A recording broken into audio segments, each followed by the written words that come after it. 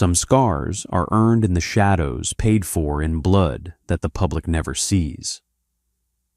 Marissa Sullivan was just a quiet trauma nurse at Mercy General until a wealthy patient's cruel mockery triggered an unexpected visit from the Pentagon, unearthing a classified secret that brought a hospital to its knees.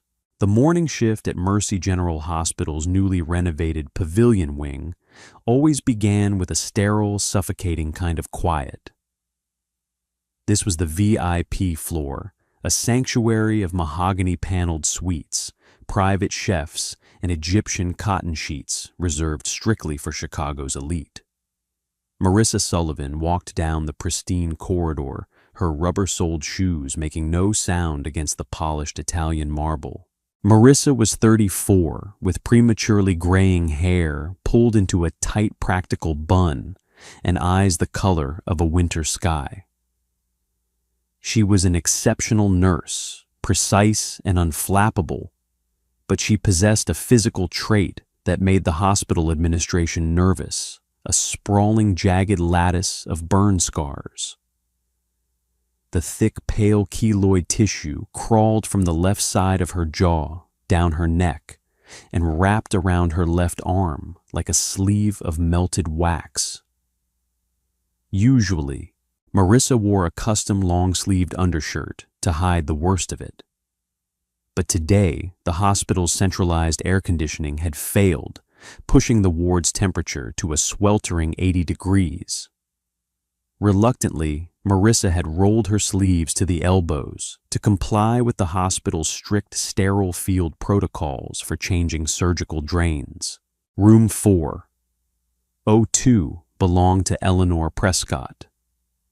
Eleanor was the wife of Richard Prescott, a billionaire real estate developer whose name was currently etched onto the hospital's donor wall in heavy bronze letters. Eleanor was recovering from an elective, highly invasive cosmetic reconstruction.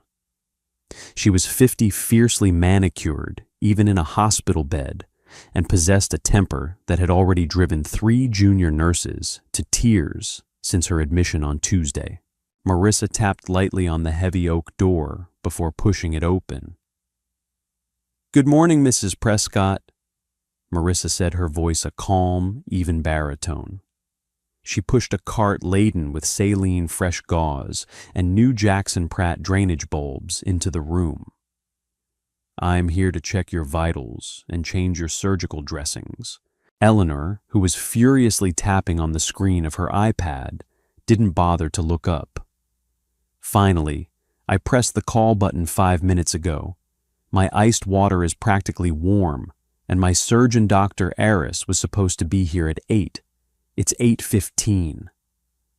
"Dr. Aris is currently in emergency surgery, ma'am. He will round on you as soon as he is out. Let's get these drains cleared." Marissa stepped up to the bedside. As she reached forward to adjust the mechanized bed, the fluorescent reading light positioned above Eleanor's head illuminated Marissa's left arm in harsh, unforgiving detail. Eleanor's eyes snapped away from her screen and locked onto Marissa's forearm. A visceral sneer twisted her perfectly taut face. She physically recoiled, pressing her back against the pillows. "What on earth is that?" Eleanor gasped, pointing a diamond-ringed finger at Marissa's arm. Marissa paused. She looked down at her own skin, then back to the patient. "They are burn scars, Mrs. Prescott. Please try to remain still. I need to empty the surgical drain near your abdomen." "Don't touch me," Eleanor snapped, swatting the air between them. "Are you out of your mind? I'm not letting you near my open incisions with that. It's disgusting." "Are those tracks? Were you a drug addict? I demand to know your medical history before you put your hands on me." Marissa's expression remained entirely blank, a mask honed by years of enduring things far worse than the shrill panic of a wealthy socialite.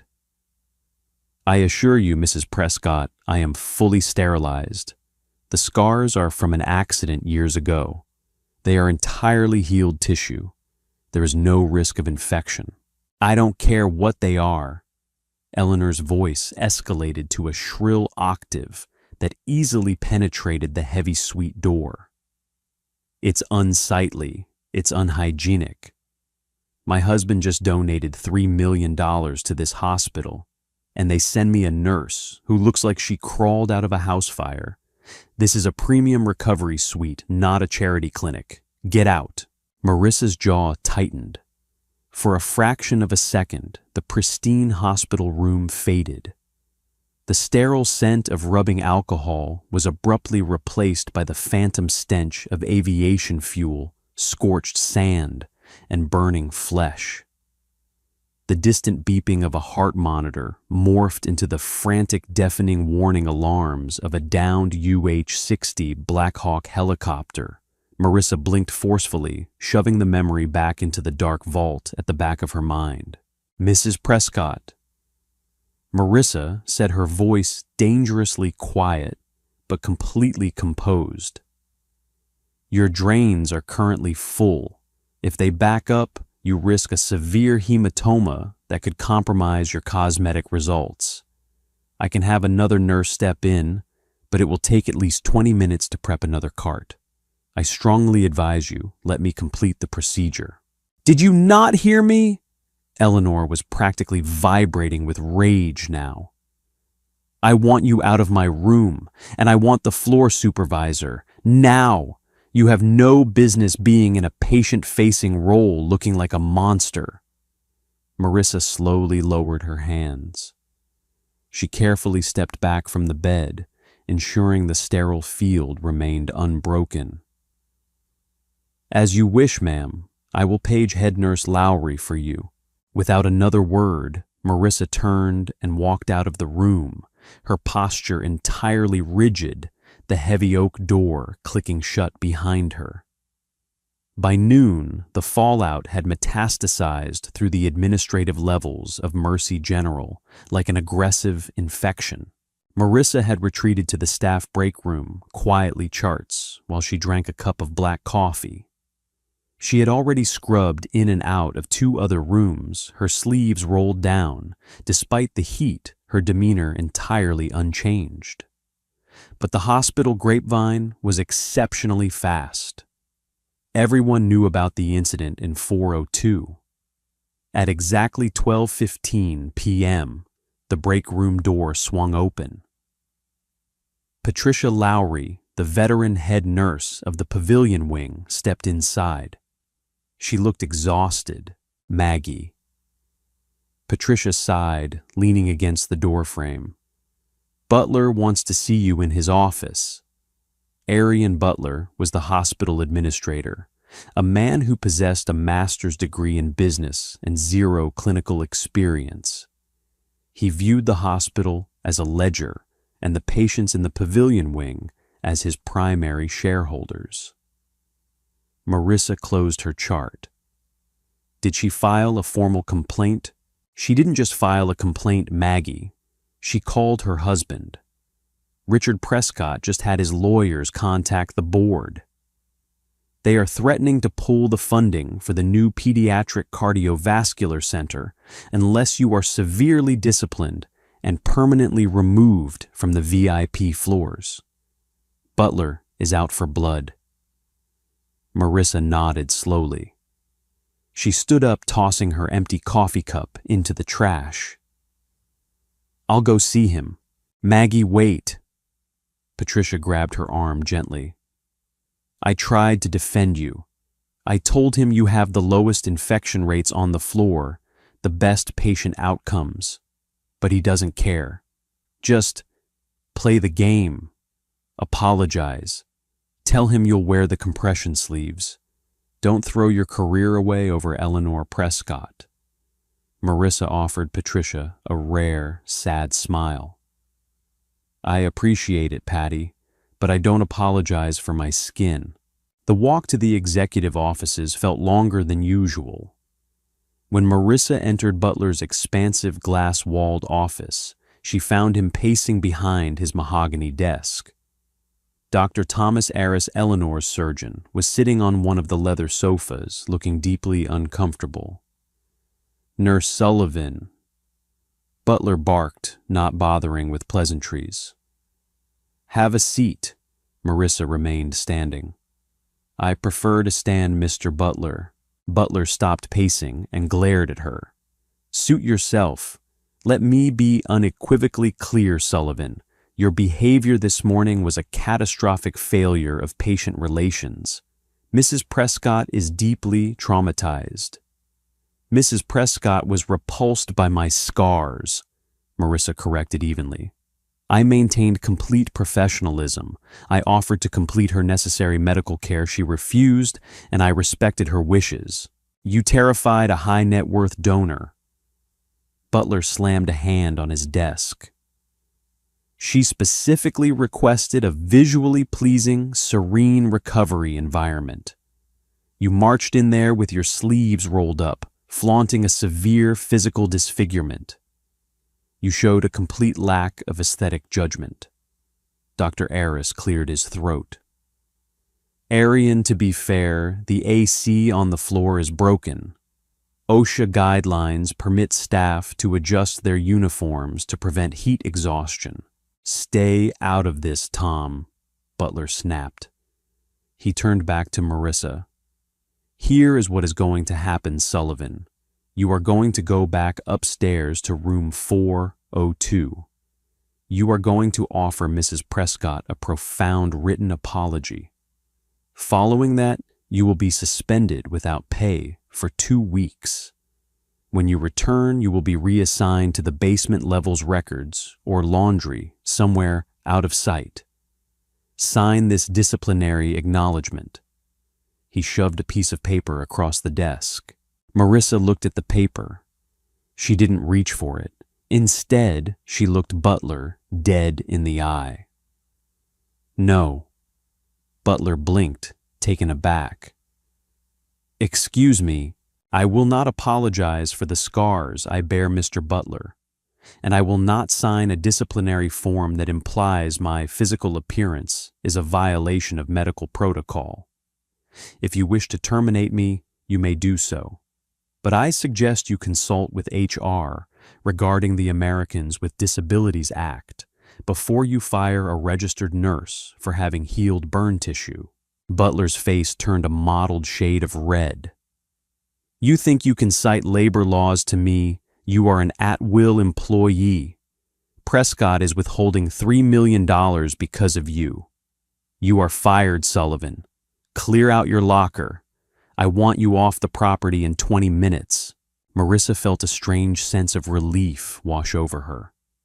The bureaucratic weight of civilian life had always felt trivial compared to where she had come from. "Understood," she said quietly. She turned on her heel and walked out of the office. As she rode the elevator down to the locker rooms, she pulled her phone from her pocket. She had only made one call during her break earlier, not to a union rep and not to a lawyer.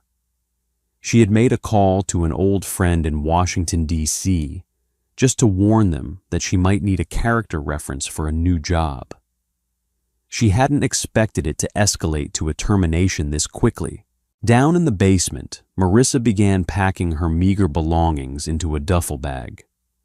A spare pair of scrubs, her stethoscope, a battered paperback novel. As she zipped the bag shut, the hospital's PA system crackled to life. It wasn't the usual automated voice. It was the frantic, breathless voice of the chief of hospital security. "Code black. I repeat, code black. Total facility lockdown. All staff remain in your current locations. Executive staff report to the main lobby immediately." Marissa frowned. A code black was a bomb threat or a mass casualty security event. Upstairs, chaos had erupted. Butler had barely finished drafting Marissa's termination email when his office phone began ringing incessantly. Outside his window, looking down at the hospital's main roundabout, he saw something that made his blood run cold.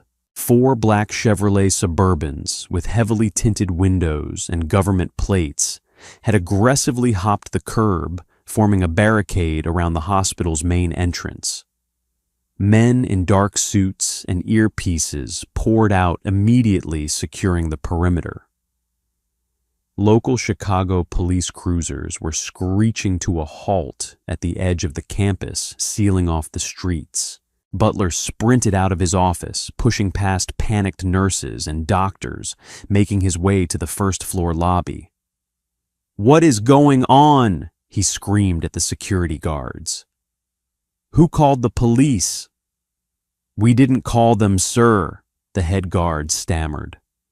"The Secret Service just seized our surveillance room. They locked down the doors. Up in room 402. Eleanor Prescott looked out her window and gasped. She immediately grabbed her phone and dialed her husband. "Richard, you won't believe this. The police are here. They're locking down the hospital.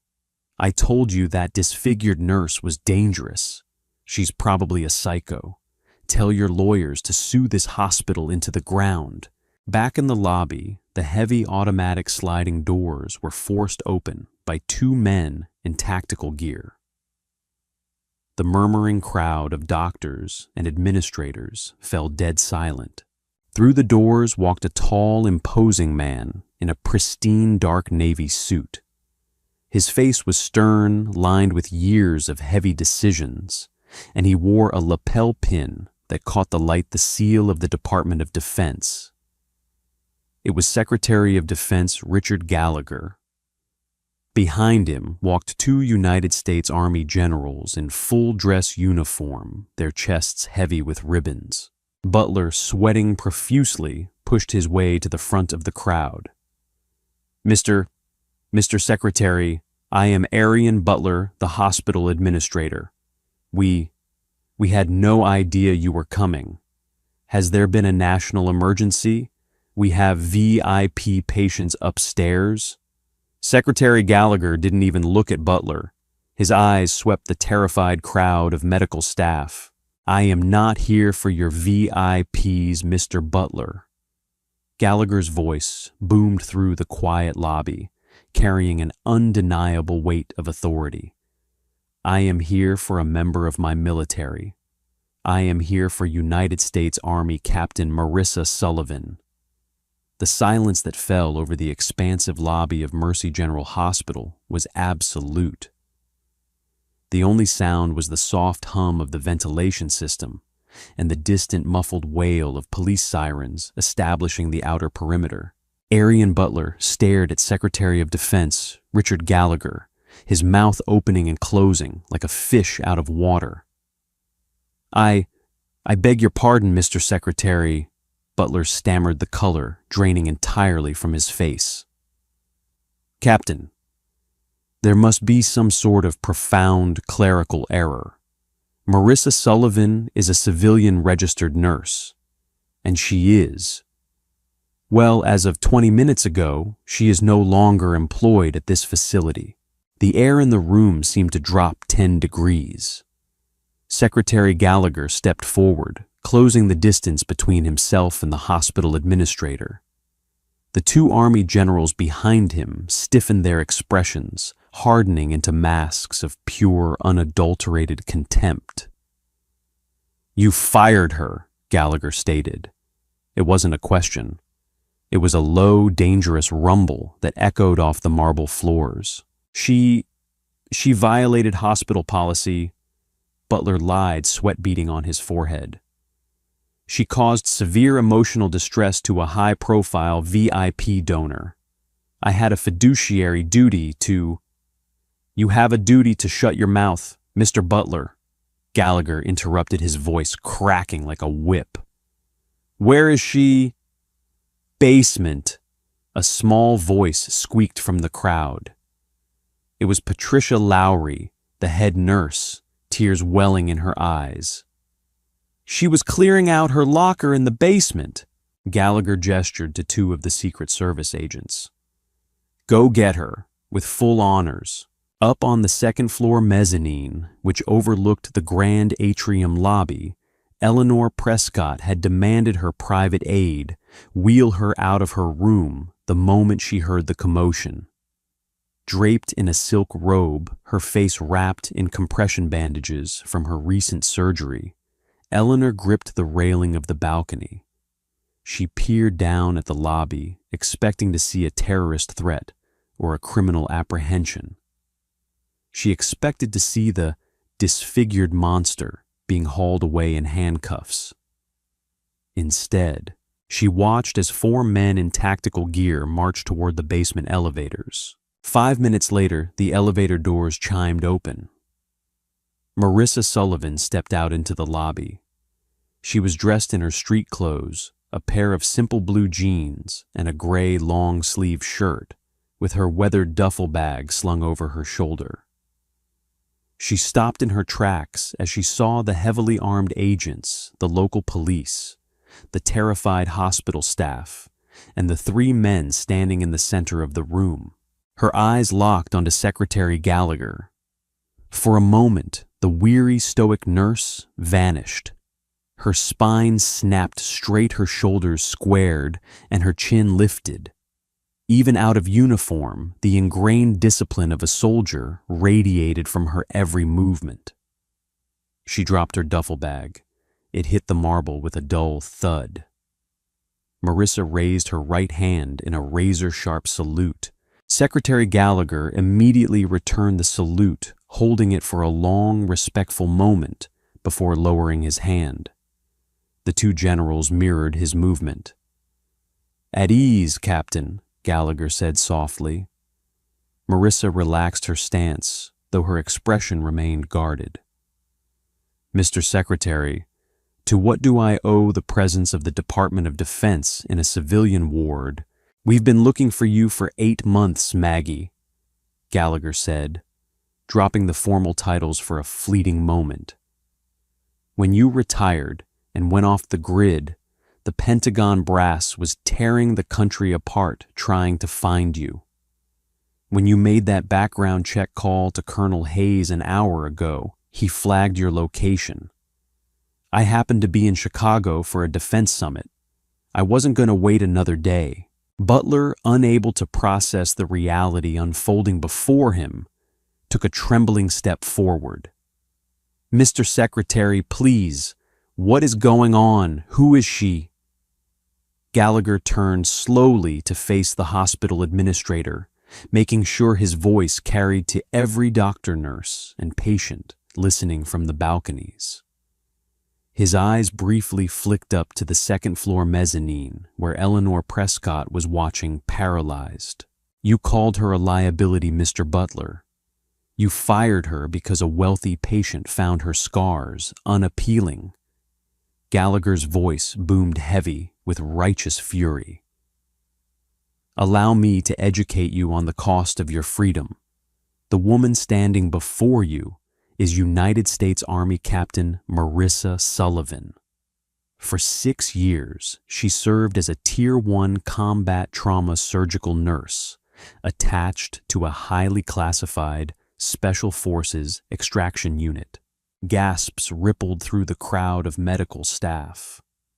Patricia Lowry covered her mouth with both hands. 4 years ago, Gallagher continued projecting his voice so it echoed off the glass walls. During an undisclosed night operation in the Kunar province, Captain Sullivan's medical evacuation, Chinook was struck by a surface-to-air missile. The helicopter crashed into a hostile ravine. The pilots were killed instantly. The fuselage was immediately engulfed in flames, and the perimeter was swarmed by 50 enemy combatants. Marissa looked down at her hands, her jaw clenching as the phantom smell of aviation fuel returned. Captain Sullivan suffered multiple shrapnel wounds and a broken collarbone in the crash. Gallagher stayed his gaze, sweeping the room. Despite her injuries, she did not flee. While taking heavy enemy fire, Captain Sullivan repeatedly entered the burning wreckage. She dragged 6 incapacitated Army Rangers out of the inferno. The lobby was dead silent. Even the Secret Service agent stood a little taller. During her final extraction of a critically wounded sergeant, Gallagher's voice grew thick with emotion. The helicopter's secondary fuel cell detonated. Captain Sullivan shielded the wounded soldier with her own body. The blast wave and the chemical fire melted the uniform off her left arm, her neck, and her jaw. She sustained third-degree burns over 20% of her body.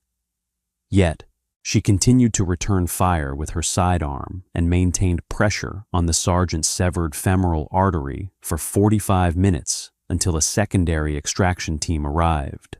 Gallagher turned his hardened gaze upward, locking eyes directly with Eleanor Prescott on the balcony. Eleanor shrank back, her face entirely pale beneath her bandages. "She didn't get those scars from a tragic accident, Mr. Butler," Gallagher snarled. "She earned them in the fires of hell, ensuring that 6 American sons made it home to their families. She is the living embodiment of sacrifice, and you threw her out like trash." Butler's knees buckled. He grabbed the edge of the security desk to keep from collapsing. He was a man who understood numbers ledgers and leverage. He suddenly realized he possessed none. He had just publicly humiliated a national hero. Secretary Gallagher turned his back on the trembling administrator and faced Marissa once more. He nodded to the general, standing to his right. The general stepped forward, carrying a polished mahogany box inlaid with the seal of the United States. He opened it, revealing a 5-pointed bronze star hanging from a pale blue silk ribbon adorned with 13 white stars. The Medal of Honor. A collective breathless murmur washed over the lobby. It was the highest and most prestigious military decoration awarded to recognize U.S. military service members who had distinguished themselves by acts of valor. It was rarely awarded to living recipients. Captain Marissa Sullivan, the general, began his voice, ringing out with absolute authority as he read the official citation. For conspicuous gallantry and intrepidity, at the risk of her life above and beyond the call of duty, her extraordinary heroism and selflessness in the face of insurmountable odds saved the lives of 6 United States Army Rangers. Her actions reflect the highest credit upon herself, the Medical Corps, and the United States Army. Gallagher took the medal from the box. He stepped up to Marissa. Tears were finally welling in her steel-gray eyes, tracing lines down the scarred tissue she had borne in silence for years. Gallagher carefully placed the ribbon around her neck, letting the bronze star rest against her chest. "The president wanted to pin this on you himself in the Rose Garden," Gallagher whispered, so only she could hear. "But I think doing it right here, in front of the people who needed to see it most, feels a bit more poetic." Marissa swallowed hard. "Thank you, sir. I was just doing my job." "Your job is done, Maggie," he smiled gently. Suddenly, the glass doors of the lobby slid open violently, interrupting the solemn moment.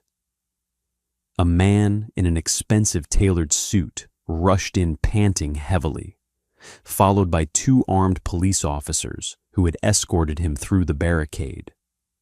It was Richard Prescott, the billionaire real estate mogul. "What the hell is going on here?" Richard bellowed, looking wildly around the room. "My wife called me screaming about a terrorist attack." "Where is Eleanor?" Richard's eyes darted from the armed agents to Secretary Gallagher, and finally they landed on Marissa Sullivan. He saw the Medal of Honor resting against her chest. He saw the horrific burn scars extending up her neck. As a former Naval Reserve officer himself, Richard instantly understood the gravity of the blue ribbon with the 13 stars. The blood drained from his face. He looked up to the second-floor mezzanine and saw his wife Eleanor cowering behind her aide. "Mr. Prescott!" Butler gasped, seeing his financial savior and desperately lunging toward him. "Richard, thank God you are here. There has been a massive misunderstanding. Your wife was..."